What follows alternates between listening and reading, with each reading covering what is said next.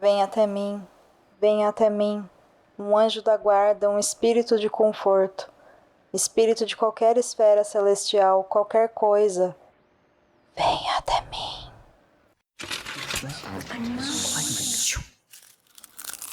Porque no livro do qual esse filme é baseado... Gente, o que nos faz gostar de adaptações? Contar um pouquinho mais sobre quem a gente é, mas com perguntas inocentes, porém nem tanto. É muito importante que a gente fale sobre coisas que a gente realmente gosta. Você está ouvindo o Perdidos na Estante.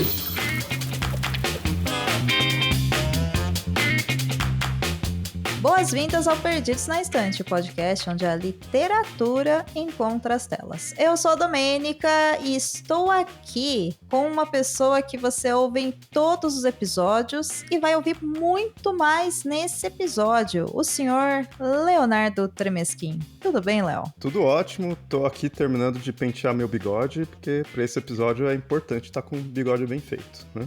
O shade é real, né? O bigode deu o que se falar, né? O bigode dividiu opiniões. Falaremos sobre esse bigodon, porque hoje nós vamos falar sobre o filme Nosferatu, de 2024, que foi dirigido pelo Robert Eggers. E também vamos dar uma passadinha lá pelo primeiro filme, o Nosferatu, de 1922. Então, sem mais delongas, vamos pro momento do beijo.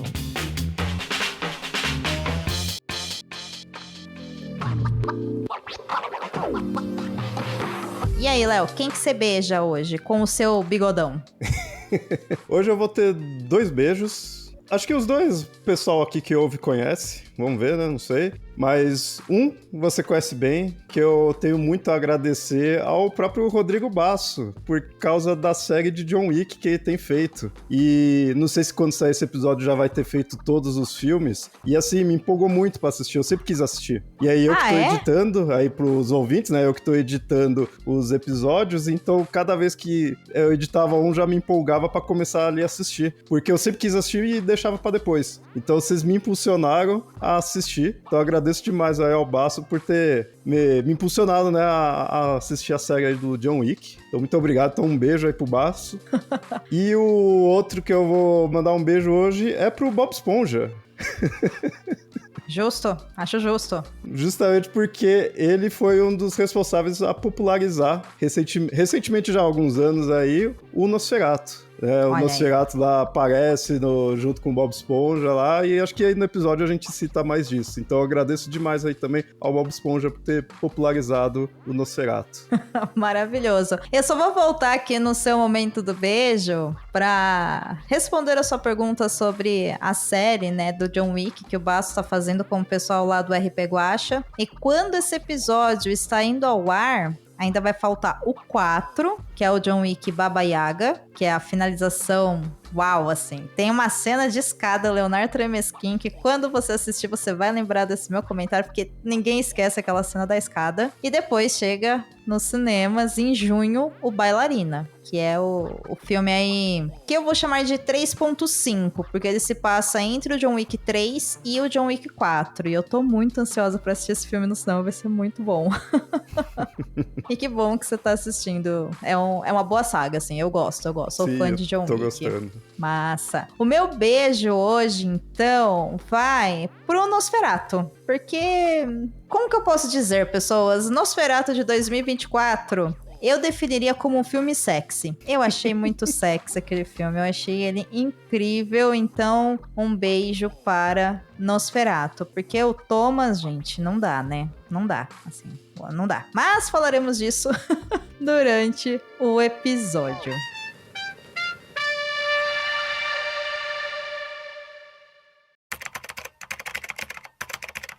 Nosferatu, dirigido por Robert Eggers, é um remake da obra de 1922, que por sua vez foi uma adaptação não autorizada da obra literária Drácula, de Bram Stoker. Eggers reúne alguns atores com os quais já colaborou, entre eles William Dafoe, que interpreta o professor Albin Eberhard von Franz, e Ralph Ineson, no papel do Dr. Wilhelm Sievers. O restante do elenco conta com Bill Skarsgård como Conde Orlok, o Nosferatu, Lily Rose Depp interpretando Ellen Hunter e Nicholas Hoult como Thomas Hunter. os 3 protagonistas que sustentam o filme com atuações marcantes. A obra foi indicada ao Oscar nas categorias de melhor fotografia, melhor figurino, melhor design de produção e melhor maquiagem e penteados.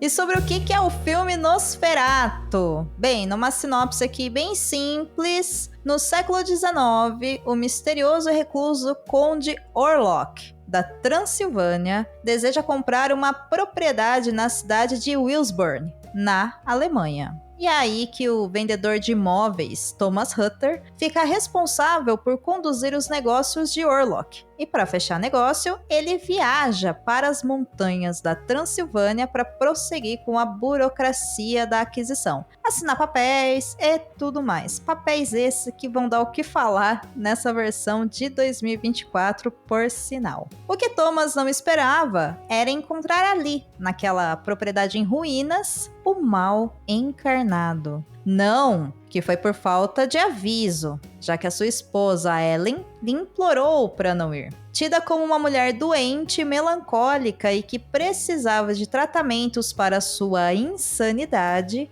Ellen foi a primeira a avisar Thomas sobre o mal que estava à sua espera. No caminho, desconhecidos lhe pedem a mesma coisa. Não vá para lá! Mas Thomas segue sua viagem. Enquanto isso, em casa, ela enfrenta sonhos e transes perturbadores que passam a preocupar os seus amigos, o casal Harding. O mal está chegando, e é o que ela diz. Esse mal tem nome. Esse mal se chama Nosferatu. Bem, eu já falei lá na abertura do episódio que você tá ouvindo, ouvinte, que essa não é a única versão de Nosferatu. Existem algumas versões de Nosferatu, mas a primeira versão é uma versão que foi feita no ano de 1922, logo ali no início da criação da sétima arte. É um filme que foi dirigido pelo F.W. Murnau, é um clássico do expressionismo alemão, que por sua vez todo mundo sabe, e inclusive eles tiveram a pachorra, a audácia de colocar na abertura do filme, que é uma adaptação, e a gente sabe que foi não autorizada, da obra literária Drácula. E já que ela não foi autorizada, isso gera alguns problemas, né, Léo? Exato. A esposa do Bram Stoker fez questão de ir pra cima, né, disso daí, processar tudo. Então quase que foi destruído, quase que a gente não teria nem esse classicão aí de 1922 e nem o de 2024, 2025 aí que saiu, né? Então a gente teria perdido muito, porque eu falo, é uma cópia? Não teve autorização e tentaram ali fazer, seria, né, o primeiro filme, a primeira adaptação que teria tido do Drácula, mas por pouco que não existiu, né? A gente olha o que a gente iria perder. Olha, e assim, o Nosferatu de 1922, ele é um filme maravilhoso. Maravilhoso. Gente, ele é muito bom. Ele é cinema mudo, ele é um filme em preto e branco, então ele não tem falas. Ele é todinho baseado em sombras e contrastes e enquadramentos maravilhosos. E expressionismo, né? Absurdo. Isso. Então é muito legal. E as falas, elas aparecem na tela em forma de texto ou em forma de cartas, e a trilha sonora é simplesmente incrível. É um filme curtinho, de 1h35 mais ou menos, e eu vou deixar o link no post desse episódio lá pro YouTube, porque o Cine Antiqua, eles subiram uma versão do filme completo em 320 pixels. Não é, né, a melhor qualidade que a gente tem hoje, mas, gente, é um filme de 1922, né? Vamos lá. E ele tá legendado em português. Então, pra quem tiver curiosidade de conhecer esse filme, vale muito a pena, porque todo mundo já viu, né? O quadro do Nosferatu, aquele cara branquelo segurando na grade, fazendo uma cara, né, que a gente pode julgar engraçado, todo mundo viu, mas ninguém assistir o filme, né? Poucas pessoas assistiram, então acho que vale a pena dedicar aí 1h30 da sua vida pra assistir esse clássico, porque é muito legal e eu acho que envelheceu muito, muito bem nesses Sim. mais de 100 anos aí. E, assim,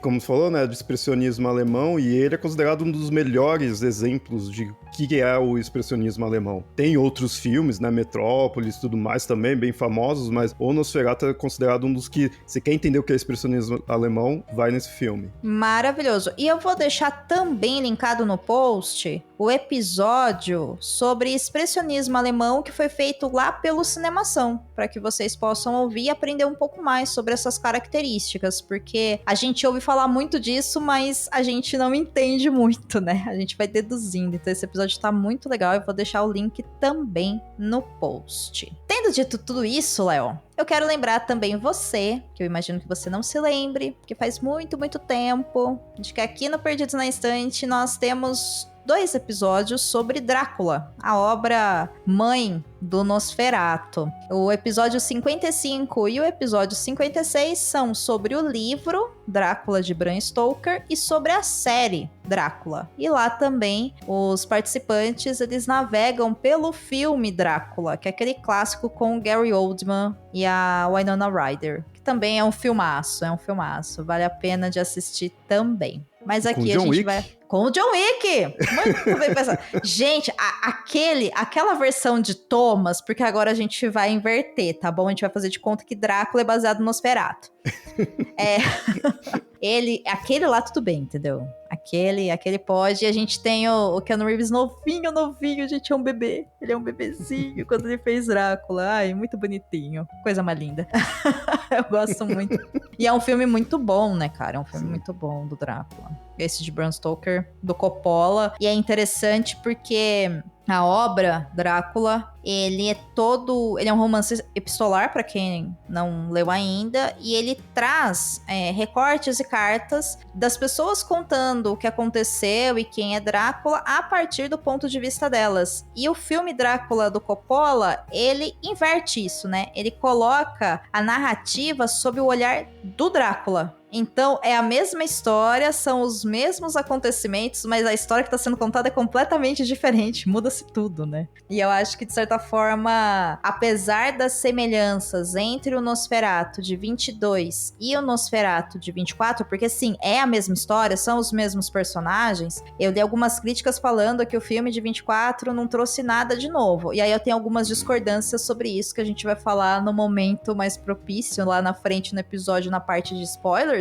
porque eu acho que ele traz algumas coisas bem diferentes, sim, tá? Joguei essa bomba, mas agora vamos para a pergunta que trouxe o Leonardo para este episódio, que foi pedido por ele, a culpa é dele. Eu sei que ele só quis gravar porque ele quer falar. Léo, o que você achou do bigodão do Nosferatu? Sem aquele bigode, acho que não teria filme. Sério, Léo? Fale-me mais sobre isso. Eu adorei aquilo lá. E assim, eu gostei muito da coragem de ter posto aquela aparência. Eu acho que a ideia da aparência do Nosferatu desse 24, ele acerta em vários pontos. Ter tido a coragem de ter mudado e ter ido para uma estética até ao mesmo tempo repulsiva e indo para um que até ridículo, se a gente for considerar esse do bigode, de que muita gente até achou estranho, né? Foi polêmico por causa disso, mas ainda assim ele tá enraizado no folclore e na cultura ali da onde teria, né, o Drácula, né, da onde teria o Nosferatu, né, vamos falar correto. Isso. E porque o pessoal cossaco, se for pesquisar, né, os líderes ali, guerreiros aí, até coisa mais alta, né, de classe mais alta, tudo, teria aquela aparência, aquele tipo de cabelo, você vai encontrar, não fotos, né, óbvio, mas você vai encontrar pinturas mostrando esse estilo que ele tem. Então eu achei interessante disso, de ter ido por um que é histórico ali, e cultural também, que ele tem, o filme em geral, não só na aparência, tem muito do folclore ali do vampiro, não só do Drácula mesmo, né? Não só pegando ali o que o Bram Stoker fez, mas indo pra parte folclórica, inclusive na aparência, e de ter saído da aparência do Nosferatu tradicional, sabe? Porque por mais que, assim, o antigão é muito bom, eu gosto, é um dos filmes que eu mais gosto, muita gente vai olhar pelo estilo do filme e não vai sentir o terror ali, o antigão, por ser de outra época, e a aparência ali já tá uma coisa mais batida, né? Claro que todo mundo, se vê alguém daquele jeito pessoalmente, iria se cagar de medo, sim, né?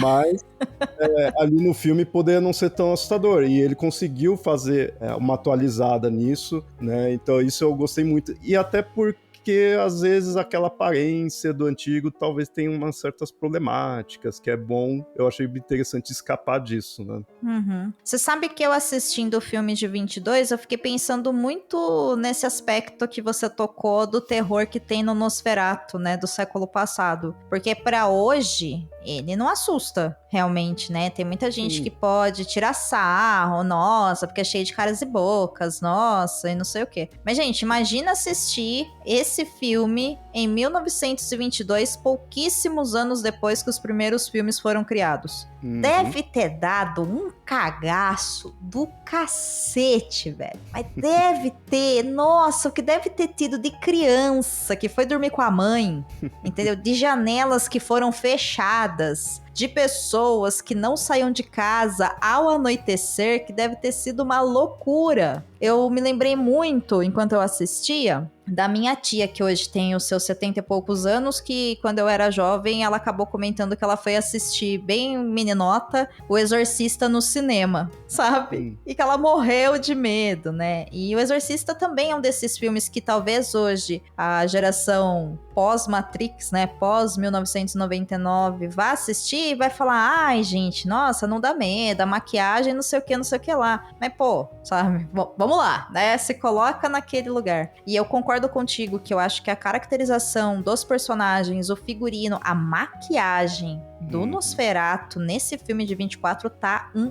espetáculo, tá uma coisa absurda. Tanto que eu fiquei chocada quando eu descobri que Nosferatu é o Pennywise. Como assim? Sim. Você não fala que é o ator ali. Não.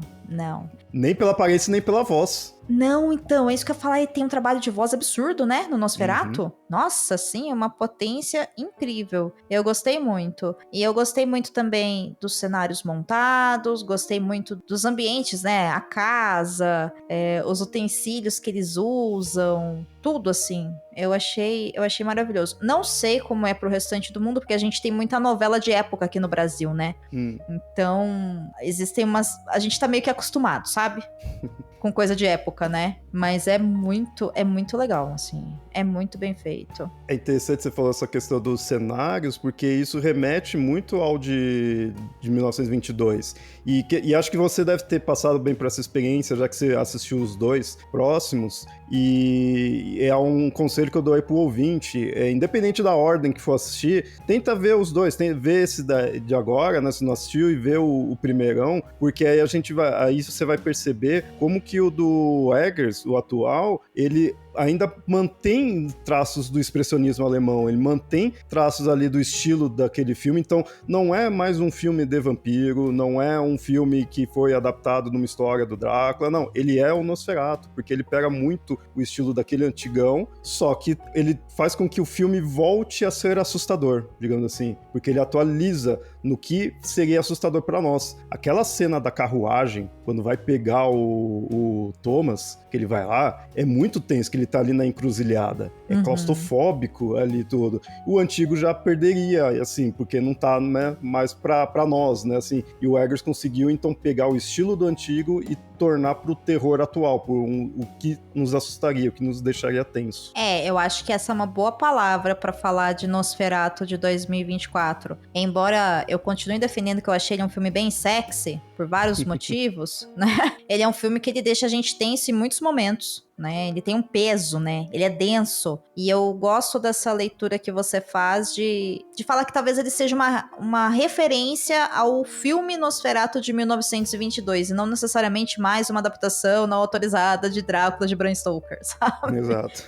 Eu concordo com essa sua leitura, Léo, um bom ponto. Aqui não é spoiler, mas eu acho que a gente pode falar um pouquinho sobre algumas mudanças e como que esse terror ele também vai sendo atualizado e vai sendo referenciado dentro, né, desses dois filmes, entre eles, melhor dizendo. E uma coisa interessante, e isso não é spoiler, né, é que o Nosferatu ele ataca as suas vítimas no peito e não no pescoço. O que você achou disso, Léo? O que você achou dessa simbologia assim, quase didática desse filme? Tem vários motivos também do porquê ir pro pescoço. E quando eu assisti, eu só vi, legal ter mudado e parte pra um que até... eu achei até mais sexual, né? Do que a ideia do pescoço, né? O Vampiro Mordeu o Pescoço tem muito a ideia do mais sensual, digamos assim. Agora ali no peito, pra mim, passou mais uma ideia sexual mesmo, né, assim. Mas quando eu vi um dos motivos de ter mudado isso, eu gostei ainda mais, porque na verdade, mais uma vez o Robert Eggers indo para um quê mais folclórico, que em alguns casos, tem de fato do vampiro atacar o peito da pessoa. Que nem eu falei, isso não é nem coisa do Drácula, né, coisa do folclore mesmo. Porque nesses locais, né, ali no leste europeu, a ideia do vampiro ali, ele, em alguns casos, é muito comparado com o que a gente teria da pisadeira, coisa assim, de ser a pessoa acordar com um peso no peito. E aí, o que é esse peso no peito? É o vampiro ali te sugando, né? É um desses seres que faz isso com a gente, né? De ficar em cima da gente quando tá dormindo. E aí, o vampiro no leste europeu tem essa versão. Então, mais uma vez, ele atualizou, ele alterou, mas pegando do folclore europeu, né? Cara, que maravilhoso. É igual... Não é terror noturno? Deixa eu ver se eu... É terror Paralisia? noturno, né, que chama? Paralisia do sono, né? Terror noturno. É essa ideia, né? Que dá esse peso mesmo no corpo. Eu não sei se você já experienciou alguma vez isso. Nossa, é muito ruim. É muito ruim. Bom, pra quem não tem ideia do que é, imagina o seguinte, tu tá dormindo, pleno e bela, e aí você acorda, você tá com consciência de tudo ao seu redor, só que o seu corpo ele tá muito pesado e você não tem controle sobre ele, então você não consegue falar, você não consegue mexer o seu corpo e você tem aquela sensação realmente como se você estivesse sendo prensado, né? Contra a sua cama, o sofá, enfim, onde você estiver deitado, né? Parece que seu corpo pesa, porque você tá completamente relaxado e não tá conseguindo se mover. É uma sensação desesperadora, né? É uma sensação muito ruim. Então quer dizer que quando isso acontece, tem um vampiro em cima do meu peito. É isso, Leonardo? Sim, mordendo ali e sugando. Poxa vida, senhor vampiro, faça isso em horários mais... Faça esse horário comercial, senhor vampiro. Pô, que deselegância, né? Poxa vida. Bem interessante, eu não sabia disso. Bem legal. Muito, muito bom. E o filme também traz personagens originais, esse de 2024, né, Léo? Originais, mas talvez nem tanto, se a gente for analisar eles, mas também eu gostei bastante disso daí, que é o próprio personagem do William Dafoe, que é o professor Albin von Franz. E sim, esse nome aí não é do nada, né? Von Franz, sim, foi inspirado na Von Franz. E, no caso, ele é um doutor, né? Ele é professor, né? Ele é dito como professor, mas, tipo, é alguém da ciência, mas que já foi além disso. Porque é ele que traz o lado oculto, né? Ali. No filme vai ser ele que vai mostrar, né? Sem dar muitos spoilers nem nada, mas ele é que faz esse papel, enquanto muita gente ali tá, tipo, o que tá acontecendo, né? Fica preso na ciência e até o diretor usa esse personagem pra fazer essa crítica, né? De todo mundo ali tá preso na ciência, então não percebe, não entende o que tá acontecendo ao redor, porque vai além do que é científico, e aí ele é esse tipo de personagem que já passou pela alquimia e tudo mais, né?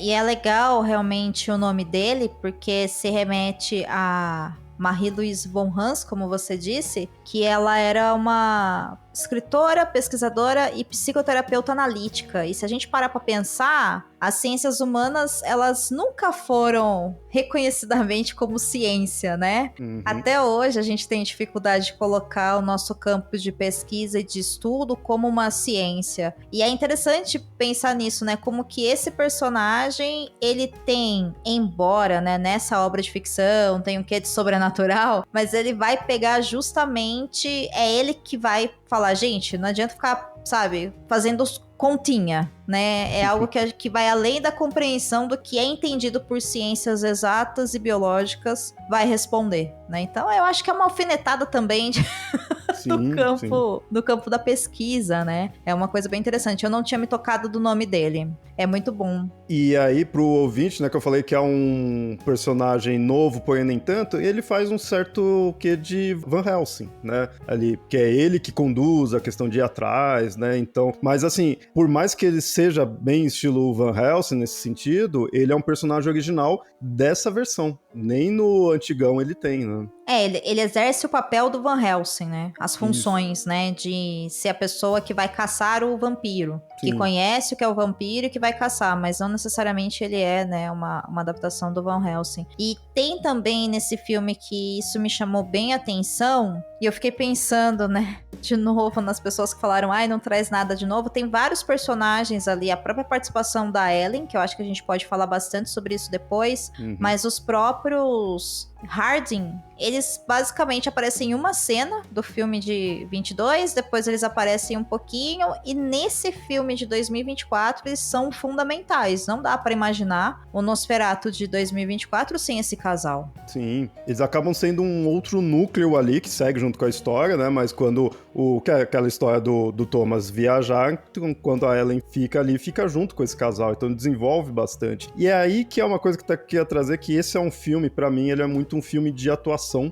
né? Então, todos os atores aí estão muito bem, eu acho ali, o Thomas, o que faz o Thomas, eu esqueci o nome dele aí, mas é muito bom. O Nosferatu é muito bom. Aí, o casal Harding, que o marido em si, que pra mim cai um pouco, né? Mas mesmo assim, segue bem, né? No geral. É porque o Nicholas ator... Hoult que faz. O Nicholas Hoult, é isso, que é o Thomas Hutter, né? Isso. Ele tá muito bom. Esse ator é muito bom, né? Sim.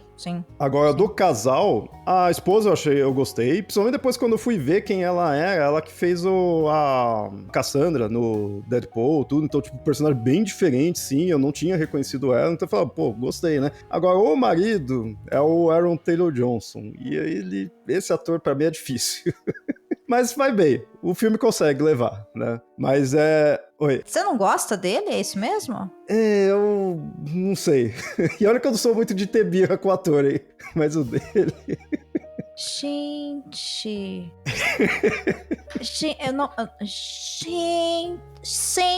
eu não esperava por isso. Inclusive, pra quem não associou, né, quem que é a esposa dele, que é a Emma Corrin, ela é a princesa Diana do The Crown. Que é um papel eu não tinha também reconhecido ela. Então...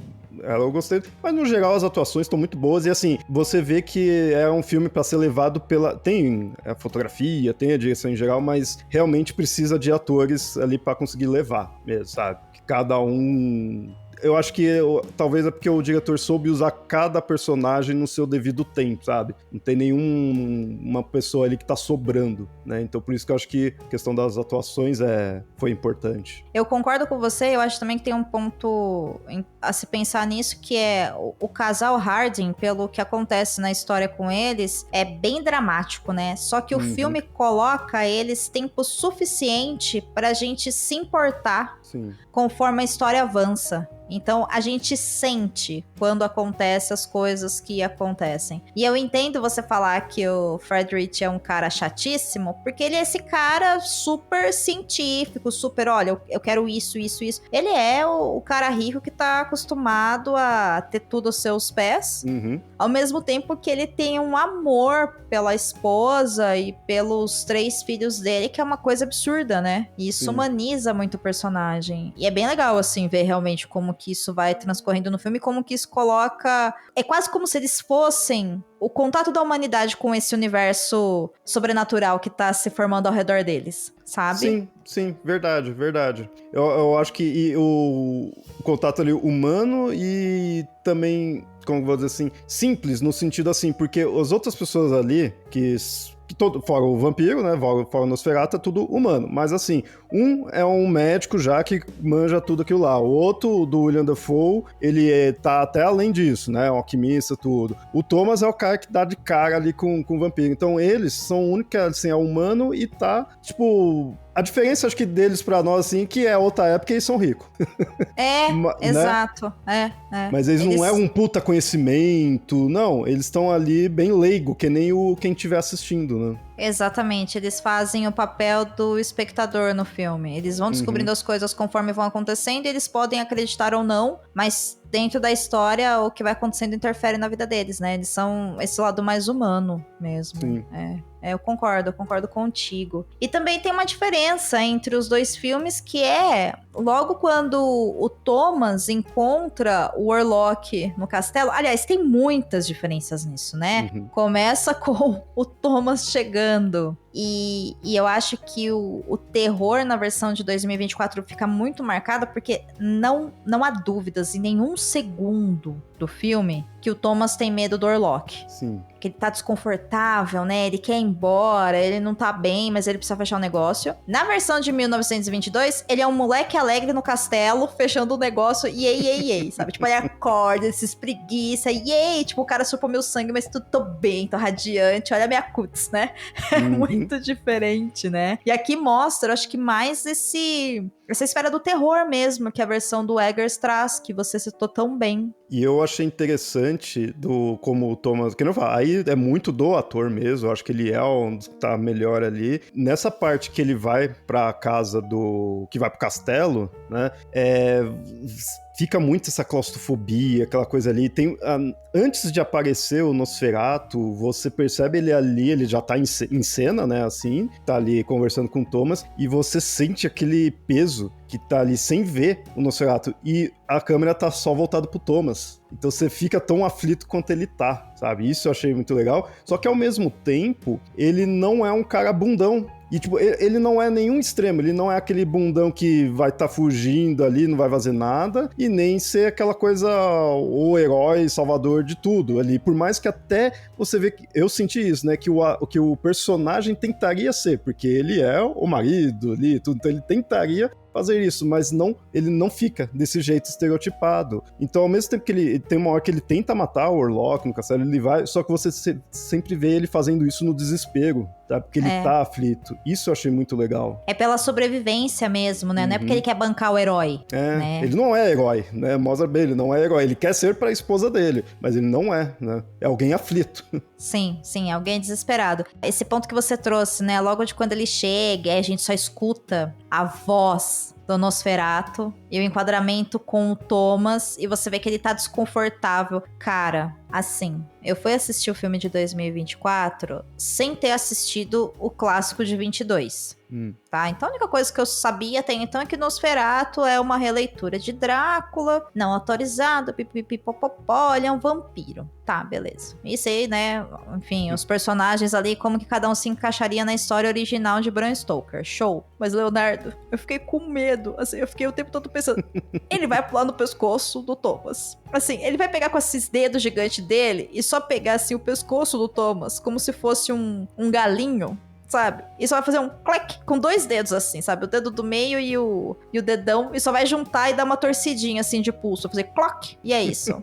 Te juro, porque tem um peso mesmo, né, a cena. Ela assusta, ela deixa a gente tenso. E nem passou pela minha cabeça de que, não, ele não pode morrer, né? Ele é um dos protagonistas, sabe? Ele não pode morrer, e até aquele momento o Nosferatu ainda tá usando ele, né? Tem isso também, tem a espera prática, prática, passar a burocracia, né?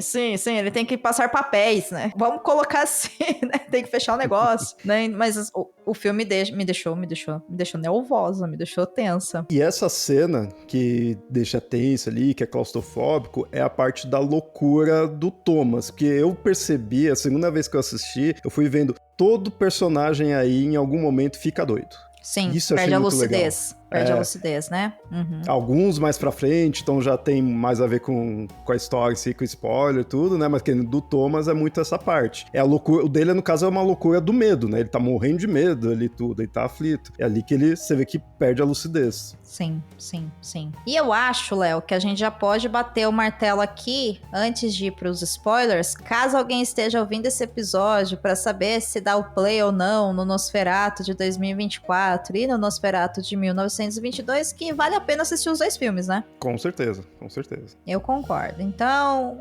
bora entrar nesse castelo, Leonardo, e liberar esses spoilers. Não sei se é uma boa ideia pra aquele castelo, mas vamos lá.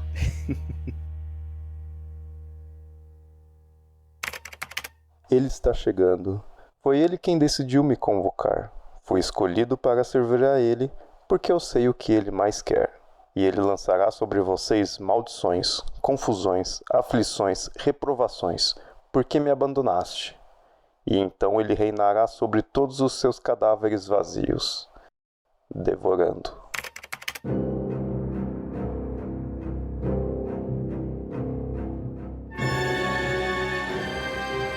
Existe uma coisa que me chamou atenção, assim, logo de início. Primeiro que a primeira cena do filme é lindíssima. Meu Deus do céu, como a cena é bonita, né? Da Ellen parada, aquele enquadramento, aquele tom daquela paleta fria, que não é um preto e branco, ela é quase um cinza azulado, por falta de uma expressão melhor. Sim. Como é bonito aquilo. E assim, do começo do filme, eu olhei e falei, sério, moça? Tu vai invocar qualquer coisa assim? Em 1830 e pouco, você vai fazer isso?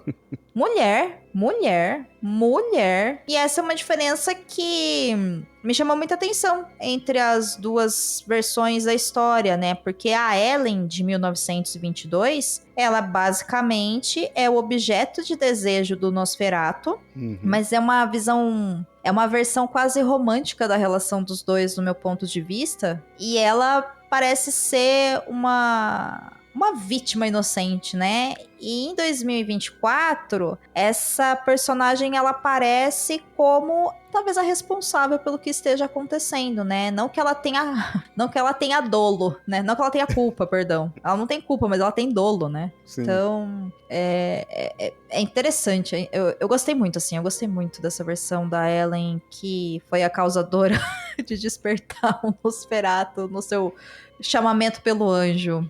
Quer falar sobre isso, Léo? O interessante é que, a gente tá falando disso agora porque chegou no momento de spoilers. Porém, essa é a primeira cena, literalmente a primeira cena do filme. Então, teoricamente, Sim. o próprio filme dá spoiler dele. E, tipo, na hora, você pode até já supor, né, assim, mas realmente vai desenvolver no final. Mas eu achei muito legal isso daí. No começo já mostra aquilo lá, e aí que, né, depois que vai mostrar como foi, o que aconteceu, por que ela tá desse jeito, que aí tem a questão da loucura dela, né, já que todo mundo aí fica doido, o dela é muito daí, ela tem esses transes, né, vai saindo de si, e bem naquele jeito do estereótipo da mulher nessa época de ficar fora de si, de ficar nesse...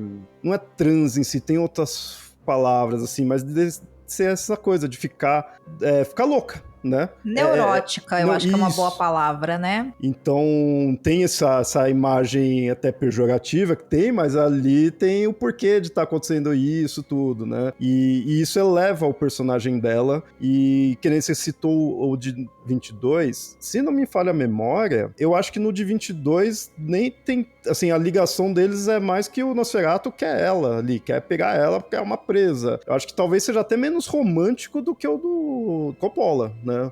Agora indo pro Drácula. Que do Drácula tem toda aquela coisa da vida passada, né? Aquilo lá também, se não me engano, é do filme, né? Eu acho que é do livro também. Tem no livro? Até que eu não li o sim. livro, né? O classicão mesmo, né? O primeirão. Mas... tanto é que a diferença é que no livro do Drácula, eles entendem que ao final eles caçam o Drácula e matam o mal. E na versão do Coppola, ele vai em busca, né, dessa reencarnação do amor da vida dele, que ele passou acho que 800 anos né, sem ela, que ela tá encarnada ali naquela personagem, e aí dá a entender o filme de que ele se sacrifica pra que ela viva, porque ele se recusa a transformar ela. Né? Então sim. tem uma... Eu concordo com você que, assim, se a gente for pensar em romance mesmo, no sentido, né, de amor, de todas as versões, eu acho que a do filme do Coppola, do Drácula, é o que deixa isso mais claro. Mas comparando os dois Nosferatu, eu acho que o de 22, ele tá caçando ela, mas assim, ele tá caçando ela porque sim. Sim,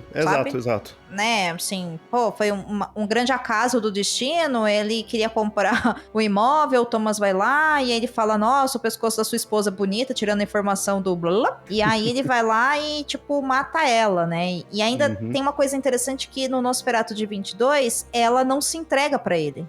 Aqui em 24, ela chama ele, né, ela invoca ele e ela escolhe ficar com ele, mas aí estão as diferenças que eu acho que são de leitura das duas versões, né, quando a gente vai realmente pensar no estereótipo dessa mulher de 1800 e pouco, principalmente se a gente pensar aqui que a gente tá falando da época Freud, né, da época freudiana, que essas mulheres, elas eram tidas, as mulheres que demonstravam desejo sexual, elas eram tidas como neuróticas. Sim. Doentes, passíveis de tratamento, loucas, chamem como vocês quiserem. E esse filme de 2024, ele coloca a Ellen dessa maneira, né? Ela é uma mulher que ela não queria ficar sozinha, assim, ela invoca essa criatura, ok, mas ela é uma mulher que ela gosta do sexo, ela gosta da sedução, né? Ela não tem vergonha com relação a isso, né? Claro que lá em 1922 não iam colocar isso no cinema, entendo, mas essa sua... existe uma...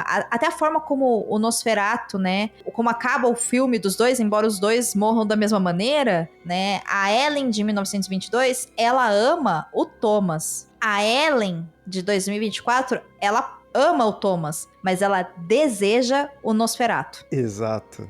É bem isso, é desejar o Nosferatu, que ela invoca, né? É muito isso. E é interessante que ela invocou, tipo, pô, eu fui o responsável por isso, então eu vou resolver isso. Isso eu achei muito legal. Sim, ela se torna, ela... Não é nem que é uma heroína, eu acho que ela, pra mim, assistindo o filme, embora o filme, né, coloque isso, né, e ela se sacrificou pelo bem da humanidade e tal, beleza, né, palavras lá do doutor, eu só olhei e falei, ela se rendeu aos desejos da carne.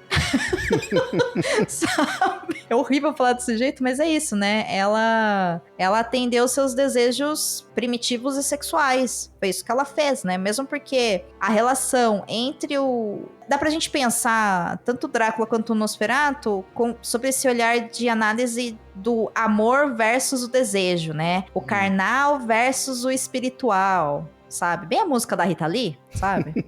É bem isso mesmo, né? E nesse de 24, eu acho que eles exploram isso num nível absurdo. A única coisa que eu acho que ficou muito diferente, né, da versão da Ellen do Drácula pra essa do Nosferatu agora é que pro Drácula ela é igual a mulher que ele amava, então por isso que ele quer ela, porque eles são destinados de corpo e alma, né, um pro outro, não. Alma não sei da onde, né, só se for a dela, porque o dele já foi, mas dele, enfim, né? E nem corpo ele tem muito lá, né, porque precisa ficar chupando sangue dos outros, mas vamos lá. Só que pra Ellen, eu acho que é uma coisa realmente primitiva que ela tá invocando essa companhia, né? Ela joga isso pra fora. Só que eu não acho que tem uma coisa sobrenatural, sabe? Eu não acho que ela é uma médium, uma reencarnação de alguém que ele conheceu. Acho que nada, eu acho que é ela mesmo, entendeu? Tipo, eu tenho essa fonte de desejo dentro de mim e eu quero companhia. Então alguma coisa nesse universo tem que vir até mim. Eu acho que é isso, sabe? Sim.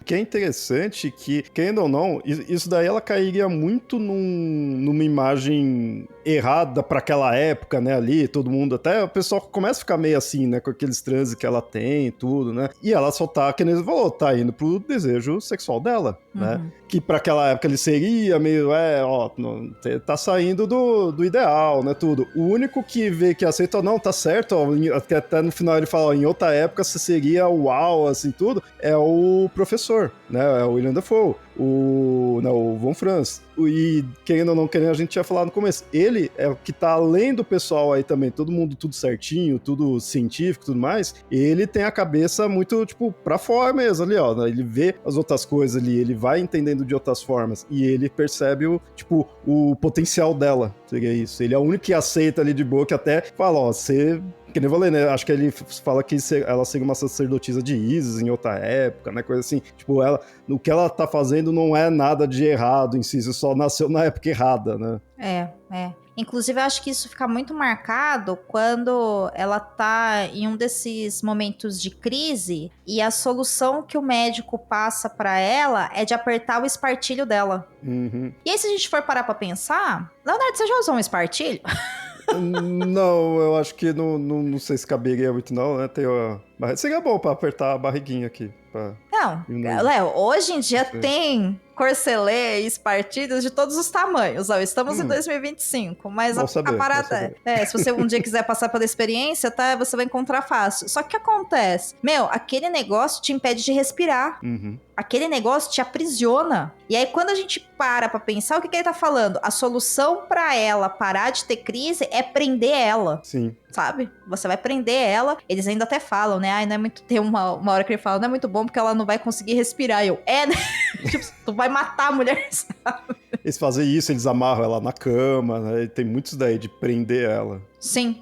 E, inclusive, os próprios ataques, né, do Nosferatu, eles são bem sexuais mesmo, né? As vítimas morrem gemendo, tirando as crianças. O que é um ponto altíssimo pro filme, né? Que elas são realmente crianças, então elas morrem gritando, implorando pela mãe e pelo pai, beleza. Mas as mulheres que morrem, principalmente os contatos, né, que a Ellen tem quando o Nosferatu chama ela, né? Que ela sente a presença dele e tal. Ela tá em transe sexual, ela tá tendo orgasmos, né? E a amiga dela também, que acaba sendo morta, que é a mãe das meninas, que aí já dá pra entender, né, que é o Nosferatu em forma de rato se alimentando dela. Uhum. Assim, ela não tá gemendo de dor, sabe? Ela tá com muito prazer, né? Isso até, então, é interessante, vou te perguntar isso aí, porque você tinha falado que achou um filme sexy, né? Uhum. E, assim, o vampiro em geral, isso tem todo um porquê dos filmes, tudo, do Bram Stoker, do Coppola, né? Tem muito nisso também, os do Bela Lugosi tem muito disso, que ele é um ser classudo, né? Ali, então ele tem sensualidade. A questão é que eu ia te perguntar assim, você achou o filme, principalmente o Nosferatu, ele só sexy ou achou também sensual? Porque, ao meu ver, esse filme ele traz mais essa ideia de sexo do que sensualidade. Sim. Tá. Concordo total com você. Eu falei que o filme como um todo ele é sexy, porque eu achei a película sexy, eu achei a arte, como ele é montado, como efeitos enquadramentos, como é tratado o som, entendeu? Eu achei a peça sexy. É isso que eu quis dizer, né? Mas eu acho que ele trabalha a questão do sexo e não da sensualidade. Eu acho que é uma coisa mais primitiva que vem do campo do desejo mesmo, né? De uma coisa mais animalesca. E se eu for pensar em um vampiro sensual, por exemplo, aí eu já vou mais pro Entrevista com o Vampiro. Sim, por exemplo, da Anne Rice, entendeu? Assim, gente, lá é sensual. Eles são sensuais. Não, tanto que tem aquele... Também que o filme não ajudou em nada, né? Que é a Rainha dos Condenados. Você assistiu aquela bomba, né? Sim. Então, todo mundo passou por esse trauma, porque até então a gente não tinha a série do Entrevista com o Vampiro, mas o primeiro filme era legalzinho. E tem, até hoje... Gente, eu assisti aquele filme quando eu era, sei lá, adolescente. E eu lembro da cena até hoje dela entrando na banheira, né? E aí vem os caras tal com ela. E assim, era pra... É uma cena sensual, mas não é uma cena que me remetia a sexo. Entende? Né? Eu que, assim... fazendo essa divisão, né, entre sensual e sexo, obviamente, porque o que é sensual pode levar ao sexo, mas não necessariamente vai levar, né? Assim, todo mundo aqui é 35 mais, vamos lá, né? Nem tudo que é sensual vai levar ao sexo. Faz parte da vida. Quando você passa dos 30, gente, é assim que funciona. Acostumem com a ideia. E isso eu achei bem interessante, e isso é uma coisa que eu acho que dá pra definir bem o jeito desse filme, em comparação tanto com o de 22 quanto o... A gente fala do Drácula e acaba sempre puxando o do Coppola, porque é a principal transposição em imagem, né, da versão do Bram Stoker mesmo, né, do Drácula em si. Então, comparando esses três, eu vejo que, assim, eu sempre gostei muito mais do Nosferatu, do vampiro Nosferatu, do que do Drácula. Apesar de gostar muito de vampiro, do Drácula, assim, tudo, justamente por essa questão da sensualidade. Porque eu vi, assim, pô, o Drácula, tudo, o Nosferatu, o vampiro em geral, ele é um monstro. Então, ele tem que dar medo, e aí eu entendo até o porquê da sensualidade, tem todo o motivo, então eu acho legal, ok? Mas o Nosferatu me chama muito mais atenção por ele ser essa coisa realmente repugnante, realmente nojento, feio, né? Uma coisa realmente é puro monstro mesmo. E o do Drácula tem essa sensualidade que o da Anna Rice traz, tudo que eu acho super bem feito, legal, mas não me atrai tanto, né? E aí o Nosferatu eu sempre gostei mais disso. Aí esse do Eggers, eu gostei que ele foi um ponto além, porque o de 22 não tem nem sexualidade, né? Assim, não. Né? Agora, esse do Eggers, ele trouxe a parte sexual sem precisar trazer a sensualidade, que é o que eu sempre não me chamava tanta atenção nos vampiros, né? Então continuei sendo mais fã do Nosferatu. É interessante. Eu acho que ele traz a sensualidade na obra como um todo. Sim, sim. Né, mas o personagem em si não, ele é repugnante. E é interessante também da gente pensar nisso, né? O como que essa parte sexual do Nosferatu, salvo se eu estiver enganada, eu posso estar, se eu estiver e você lembrar, me corrija, ela aparece muito nas cenas onde ele tá vitimizando mulheres. Do Nosferatu? É. E aí... eu acho que isso é mais um ponto pra gente bater nessa tecla de que o Nosferatu, ele é como se fosse assim, ó, o Drácula, ele é uma atração que a psique humana tem pro obscuro. Pro obscuro no sentido de tudo aquilo que a gente não trouxe à luz, tudo aquilo que a gente não tem conhecimento. Então, pode ser essa sensualidade que algumas pessoas experienciam durante a vida, de ideias com o oculto, ideias com alquimia, ideias de pensar, né, na relação vida e morte, até mesmo a morte, né? Se a gente for pensar nela como uma entidade, né, e não um acontecimento, um fato que acontecerá a todos os seres com vida. O Nosferatu, ele já é uma coisa mais pé no chão, sabe? Então ele é mais monstruoso mesmo, ele é mais instintivo, sabe? Você deseja aquilo, você quer aquilo, sabe? Ele me aparenta ser mais ou menos isso, assim, a diferença entre os dois, sabe? O Drácula é uma coisa mais, ai, à noite, vou andar com a melhor roupa, com o meu pescoço de fora, tomara que venha o vampiro e chupe meu sangue, sabe? Com o Nosferatu mano, eu preciso descarregar, vamos lá, alguém, rápido, chop chop, sabe? É uma coisa mais instintiva mesmo, mais fisiológica, sabe? Sim. Não preciso pensar muito, tenho essa força latente dentro de mim, seja para o que for, né? E aqui no filme ele coloca através do sexo, que a gente pode pensar, inclusive, em pulsão de vida. Tá aí uma coisa interessante da gente viajar na maionese aqui, né? E ele tem isso, né? Porque a Ellen, por exemplo, ela é uma mulher muito forte pro seu tempo. Sim. Mesmo se a gente for tirar a questão, né, desse desejo sexual que ela tem, que é muito latente nela, se a gente for pensar só em quem ela é em si, ela fala, né? Eu me sentia muito sozinha. Eu queria uma companhia. Ela não fala, olha, eu era uma pessoa sozinha, eu queria um marido, uma família e ser mãe. Não, eu queria companhia, entendeu? Tipo, então ela pensa além daquilo que é esperado que ela deseje, né? Daquilo que ela é ensinada pela sociedade a viver, sabe? É interessante, não sei.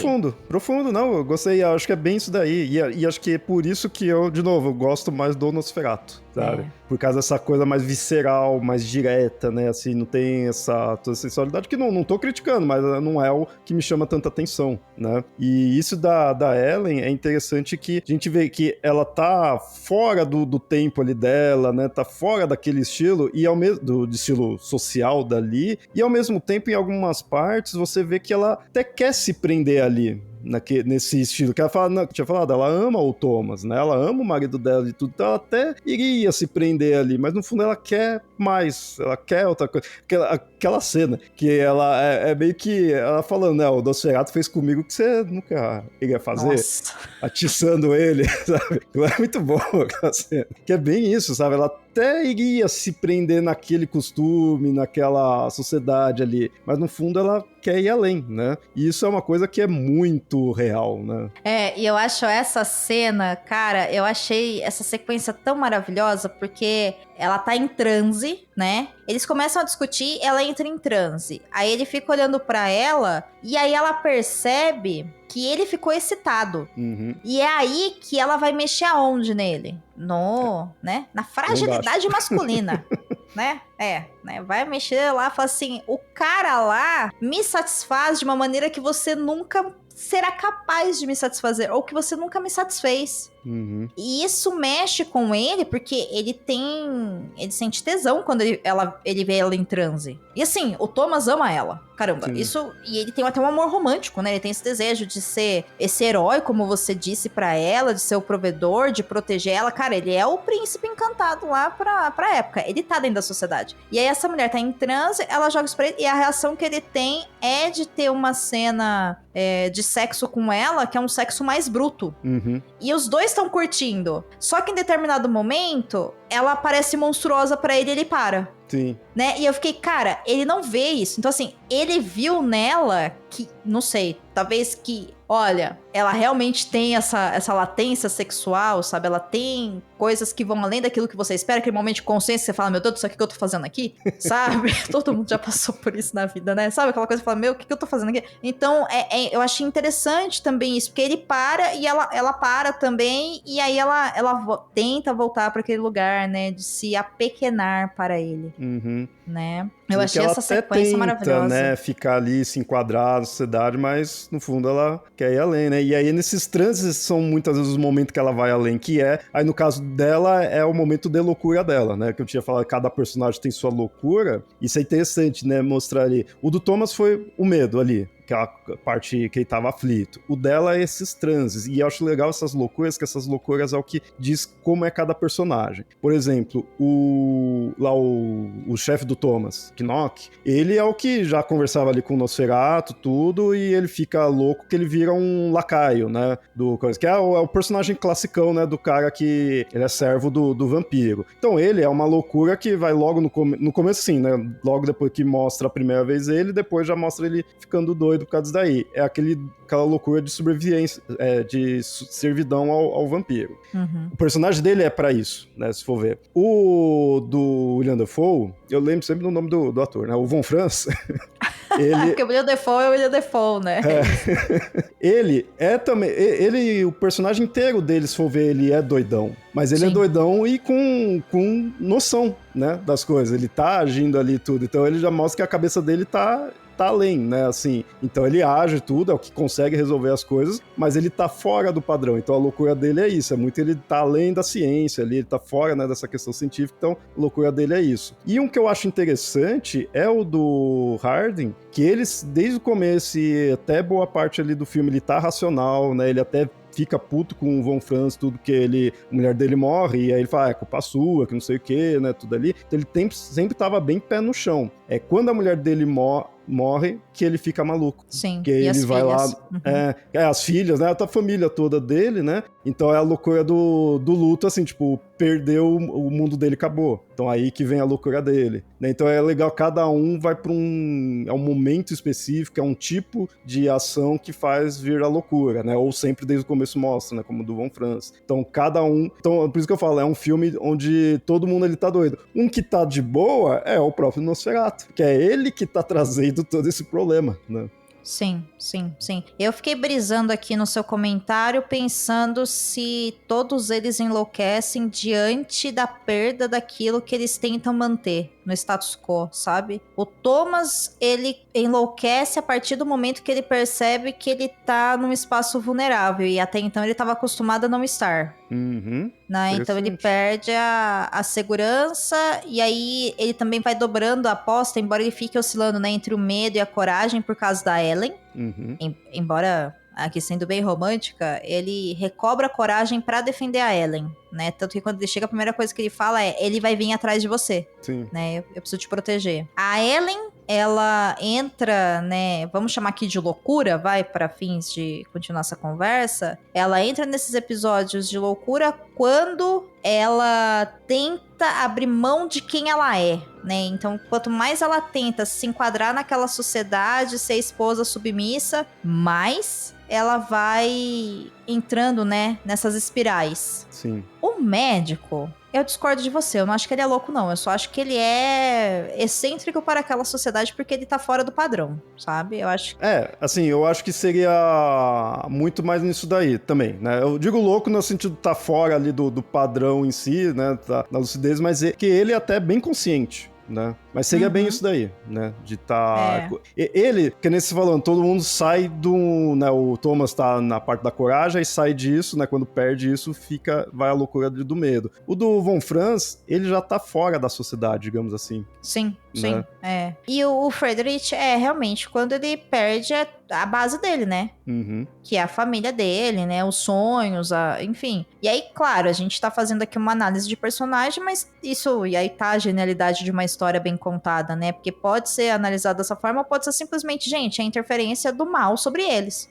Sim. É que eu acho que falar isso é preguiça, sabe? É muito, muito básico, né? Mas tá aí, é um bom ponto, Léo. A sua fala me fez dar uma viajada aqui. Você falou da interferência do mal, isso me lembrou uma outra coisa, nem tinha posto aqui que eu tinha esquecido, mas é uma coisa também, eu gostei muito disso daí, que, assim, o Nosferatu chega ali na cidade, né, em si, e junto com os ratos, né, com um monte de ratos, tudo. Isso no antigo também é assim, né, bem clássico. Uma coisa que eu gostei como foi na narrativa desse daí, é que, assim, começa a ter uma praga. Isso. E muitas vezes, em muitos filmes de terror, sendo de vampiro ou não, é muito comum aquela coisa, tá tendo uma praga porque as pessoas estão morrendo, mas aí, na verdade, você vai ver, tá morrendo por quê? Porque o vilão ali, o monstro, tá atacando. O do Nosferatu, não necessariamente diretamente é isso. Porque, de fato, tá os ratos ali trazendo a praga. Então, de fato, as pessoas estão morrendo porque tá tendo doença ali tudo. Claro, é por causa do Nosferatu. Mas não é ele que tá indo de casa em casa matando, sabe? É uma coisa, tipo,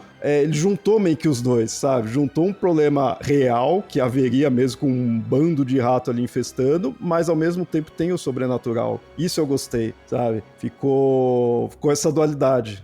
É uma coisa bem Stephen King, né? Sim.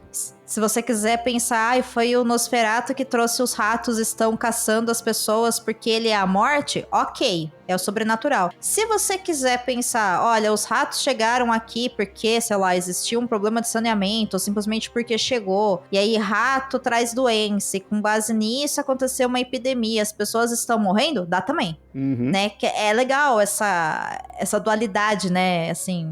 Não tem uma dualidade, eu acho que é uma convergência mesmo entre o que pode ser real e fantástico. Eu gosto disso também. Um não nega o outro, né? Não.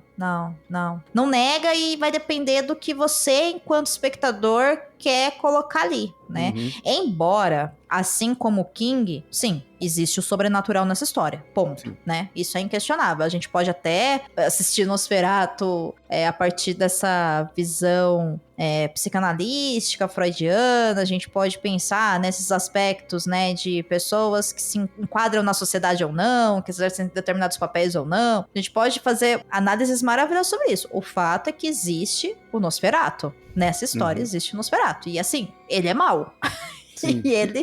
E a Ellen chamou ele e ele virou e falou, então você vem comigo. E ela falou, eu não vou não. Aí ele falou, você não vai vir não? E ela, não vou. Aí ele falou, então eu vou matar todo mundo. E ela falou, pois mate, você não vai matar ninguém. Ele fala, é? Bicha, se eu não vier em 3 dias, eu vou matar todo mundo mesmo. E aí o que ele faz? Ele começa a matar todo mundo, né? Agora, você acha que ela foi com ele na terceira noite porque ela queria salvar as pessoas que estavam vivas ainda ao redor dela? Então foi um ato de sacrifício da heroína? Ou você acha que ela só se rendeu aos seus instintos primitivos? Eu acho que teve a questão aí dos instintos, tipo assim, né, tipo, passa mais uma noite aí, né, assim, querer aproveitar um pouquinho, mas também...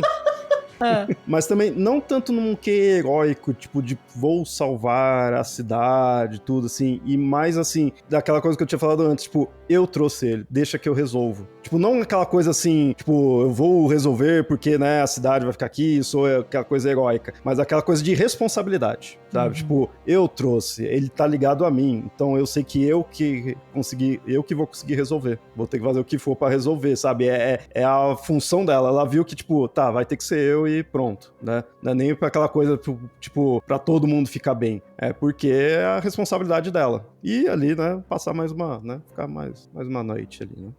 Gosto dessa leitura sua, Léo, gosto. Eu não tinha pensado nisso, tá? É um ponto diferente. Eu tinha só pensado nessa coisa de ela se sacrifica ou ela assume quem ela é e pra mim ela assume quem ela é, sabe? E aí Sim, a consequência disso é que ela acaba morrendo, né? Junto com ele. E aí, né? essa cena é interessante que, assim, eu vi gente até falando assim, pô, legal, tudo mais, mas essa cena, pena que não foi além, né, do filme original. E aí eu concordo e discordo ao mesmo tempo, porque ao mesmo tempo que, sim, de fato, ela é muito baseada no original, de ser quando o Nosferatu chega até ela, e aí vem o sol e aí mata ele, né, vem a luz do dia, mas ao mesmo tempo eu acho que teve uma particularidade, uma pela própria... o jeitão, todo nojentão que tá tendo o filme, né, desde o começo ali, quando aquele negócio do sangue dele escorrendo, tudo por ele, escorrendo pelo bigode, né, tudo assim, é muito nojento e é muito legal aquilo lá. Então teve uma cara própria, mas ao mesmo tempo ele não largou mão do filme antigo, né, então isso eu gostei também disso, sabe, ficou uma cara própria e ao mesmo tempo ele se manteve nisso aí, porque principalmente a cena... Ouvinte, se você nunca assistiu Nosferatu de 1922, você já viu a cena dele se queimando ali na luz do sol, que é classicão, né? Então, eu gostei disso daí, ele manteve aquilo lá, parece que ele fez uma homenagem ao antigo, sabe, por manter aquela ideia, mas ao mesmo tempo teve uma particularidade própria pela própria fotografia, o jeitão, né, do sangue, tudo ali como foi feito. É, a própria estética, né, Estética, do Robert isso. Edgers. É, sim. Eu concordo com você. E aí tem a diferença também, né, que no de 22 ele não dá 3 dias pra ela, né, ele só chega, né, e vitimiza ela. Ela tenta escapar dele porque no de 22 ela tem medo dele. Uhum. Isso é uma diferença muito grande em tudo que o filme tá colocando, né? Então, é uma outra história, apesar de ser a mesma história, é uma outra leitura da mesma história, melhor dizendo. E eu achei o final também bem legal, viu? E assim, eu vi muita gente criticando o encerramento mesmo do filme, né? Que é aquele enquadramento dela já morta, abraçada, né? Com o corpo dele também, todo decrépito, né? E aquele sangue, né? Na cama e tal. E eu achei aquilo lindíssimo. Gente, a minha parte perigótica... Nossa, o olho encheu assim. Falei, que cena bonita. É bonito e é nojento, isso eu gosto, sabe? Ele cadavérico, né? Que ele já fica, ele fica só o osso ali mesmo, né? Ali, todas as perninhas finas ali por causa do osso, tudo. Então ele já se decompõe. Então eu acho interessante isso daí. Esse é um filme nojento, isso eu acho legal. Sim, tem cenas bem nojentinhas mesmo. Essa é nojentinha, aquela da pomba é assustadora. Gente, aquela da pomba me incomodou muito. Eu falei, não acredito que você fez isso. Eu fiquei olhando, falei, vocês mataram uma pomba de verdade? Eu falei, não pode ter feito isso de verdade, né? Luísa Mel, sabe?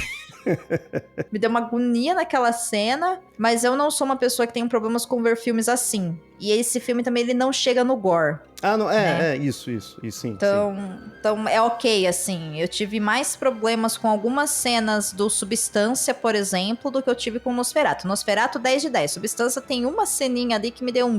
sabe? Me deu no final, né? Não, o final não. Foi a cena da coxinha.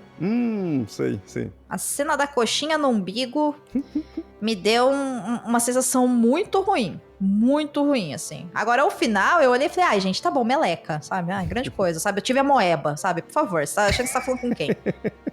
Não foi o Nosferatu, ele não cai pra esse lado nojentão, nesse estilo, né? Assim, Cronenberg, né? Ele não vai pra esse nível. Ele é nojento, mas não sei, é muito por causa do sangue, da coisa decrépita que tem, né? Sim. É horror, né? Sim, Mas sim. não é um body horror, não é um gore, né? Então eu entendo o que você fala assim do nojo. Aí eu acho que é realmente um limite pessoal de cada um mesmo. Pra mim eu olhei e falei, tá bom, tudo bem. Pior que eu gosto, né? safe. Eu acho legal pra caramba.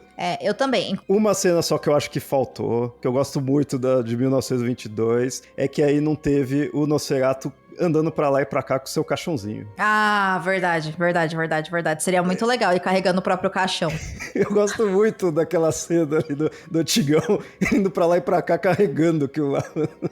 Maravilhoso, né? Ele carregando tal qual, sei lá, um caramujo, né? Carrega sua casa nas costas, ele vai carregando seu cachorrozinho. Claramente, Nosferatu precisava de sangue, mas ia na Smart Fit, né? Treinar os braços pra carregar o caixão. É forte, né? É forte. É forte, porque o caixão pesa, meu. Assim, caixão pesa. Mas é engraçadinha mesmo essa cena do filme de 1922. E o quanto que é maravilhoso, né? Porque nessa cena, o que tá mostrando? Tá mostrando que, assim, ele precisa disso, né? Então ele tá dando os pulos dele, ele tá carregando o caixãozinho. Nesse aí não precisa, porque vem o professor e fala com todas as letras. Ele tem que estar na Terra Sagrada. Então a gente tem que matar ele fora da Terra Sagrada, né? No de 22, como não tem fala, eles mostram isso, né? Através da cena. Que é legal que isso é uma coisa do vampiro, né? Isso é bem já marcado, né? Mas aí é muito legal dele carregando. Não, é muito legal mesmo. Tanto que eu tava assistindo de 1922 você tá carregando seu caixão, mano? Mas onde você vai pôr? E fica andando pro lado pro outro. Gente, olha o homem, tá certo. Maravilhoso.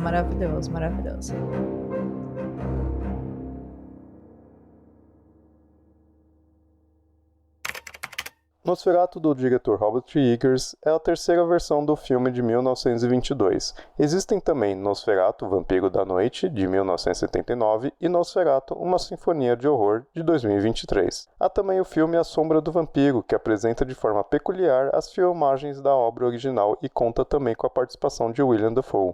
E não podemos esquecer da participação de Nosferatu no desenho do Bob Esponja, um verdadeiro clássico não valorizado.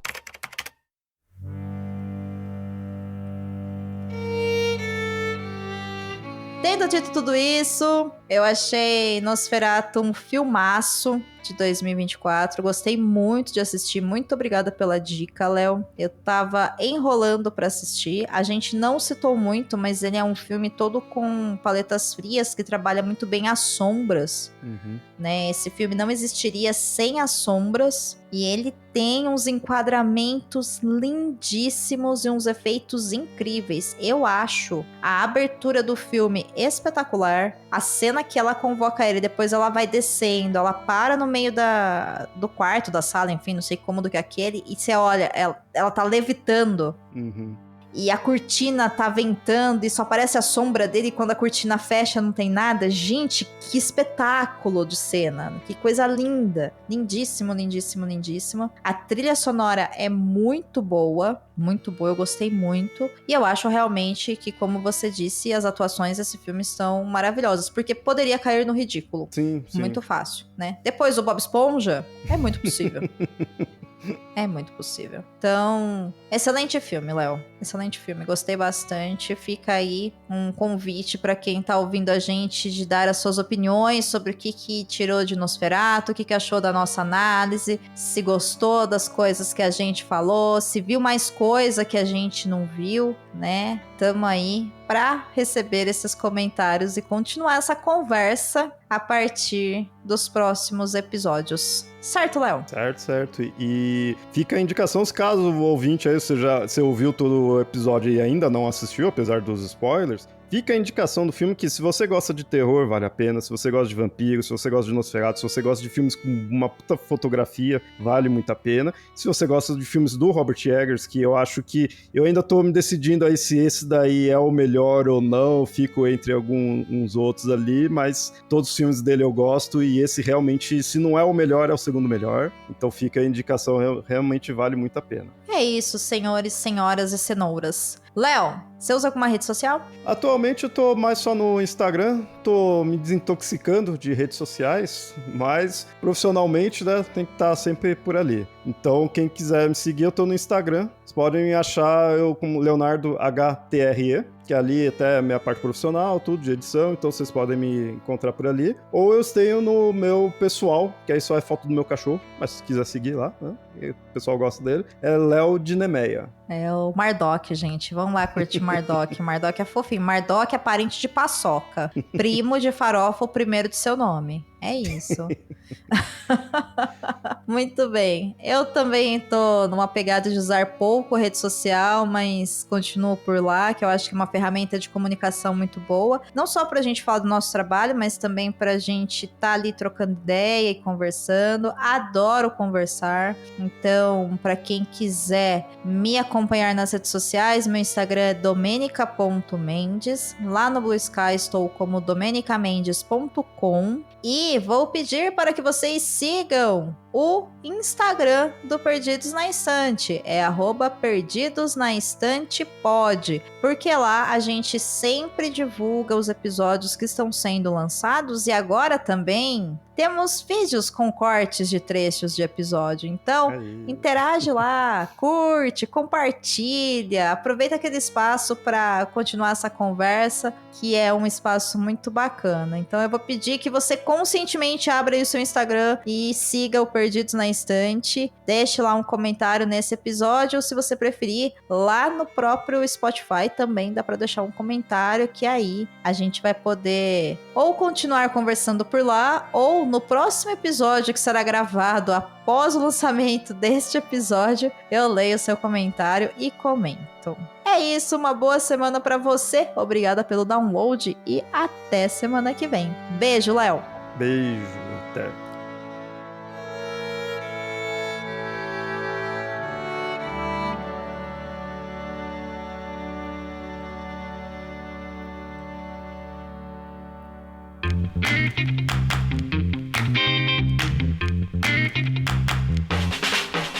Você acaba de ouvir o podcast Perdidos na Estante. A apresentação foi de Domênica Mendes e Leonardo Tremesquim. A pauta é de Leonardo Tremesquim. A produção é de Domênica Mendes. A voz de assistente foi narrada por Leonardo Tremesquim e Domênica Mendes. A edição é de Ace Barros. A narradora da vinheta é a Jo Bonner e a montagem da vinheta é da Isso Aí Design. Neste episódio foram utilizadas falas do filme Nosferatu, de 2024, dirigido por Robert Eggers.